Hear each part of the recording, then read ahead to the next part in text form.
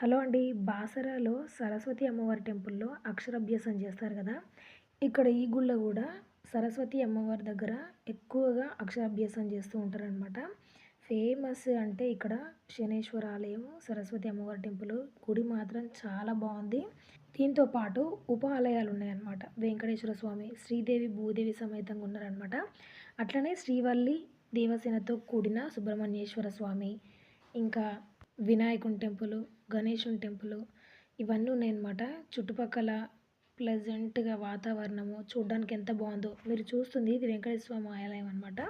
ఎదురుగా కనిపిస్తున్న గోపురము సరస్వతి అమ్మవారిది.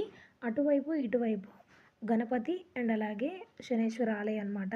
ఇక్కడ విశేషం ఏంటి అంటే 365 రోజులు 3 పూటలు అన్నదానం చేస్తూనే ఉంటారనమాట. మేము అనుకోకుండా వెళ్ళాము.